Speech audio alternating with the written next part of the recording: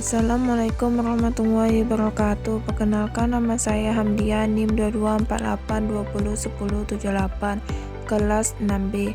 Nutraceutical. Nutraceutical adalah jenis makanan yang memiliki manfaat untuk kesehatan secara medis, termasuk pencegahan dan pengobatan penyakit.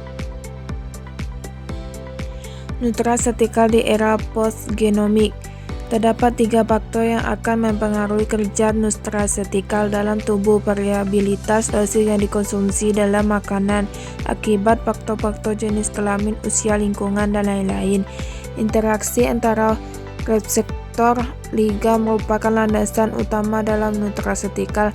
Makanan mengandung banyak zat yang dapat mengikat reseptor, diantaranya asam yang terkandung dalam minyak ikan, teh, flavin yang terkandung dalam teh untuk antioksidan, BC12, kurkumi, dan asam ursolat.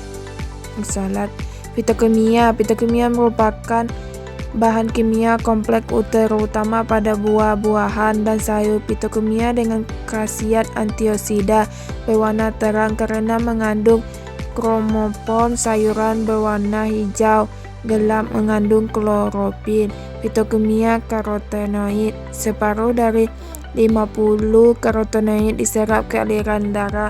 Karotenoid dapat melindungi dari kanker hati dan paru-paru. Pemanasan pemotongan sayur dapat melepaskan karotenoid di dalam aliran darah. Karotenoid diangkut ke partikel kolesterol kaya lipid. Beta-karoten dapat diubah menjadi vitamin A yang merupakan suatu antioksidan yang melindungi dari radikal bebas. Likopen. Manusia tidak dapat membuat likopen, jadi harus mengkonsumsi buah-buahan. Likopen memiliki kemampuan mengikat oksigen bebas, mengatur komunikasi gam-justian antar sel. Lutein dan zeatin. Lutein adalah suatu eutropin dan 1 dari 600 karotenoid di dalam sayur berdaun hijau sebagai nutrisi mata. Zeatin merupakan salah satu karotenoid alkohol yang paling sering ditemukan di alam untuk melawan radikal bebas. Karotenoid astatin.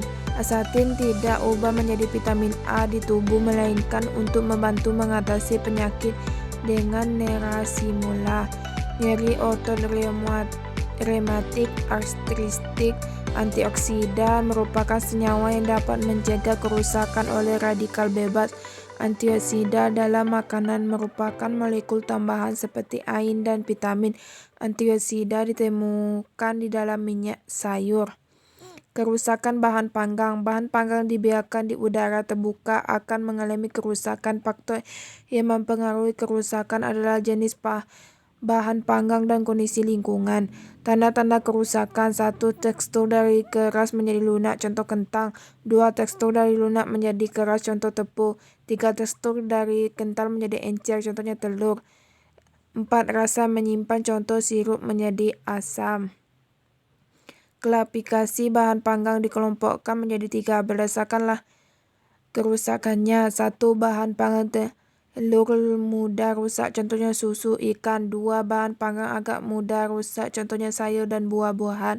3. Bahan panggang tidak mudah rusak, contohnya serai dan kacang-kacangan.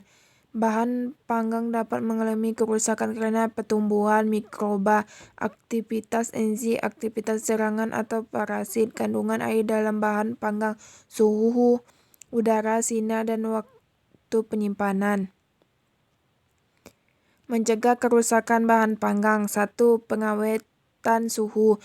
Menggunakan suhu tinggi merupakan metode pengawetan makanan yang efektif untuk mencegah kerusakan karena dapat membunuh mikroorganisme patogen dan mengaktifkan enzim yang menyebabkan kerusakan. Beberapa metode pengawetan dengan suhu tinggi meliputi pasteurisasi, pengalengan, canning, dan blasking.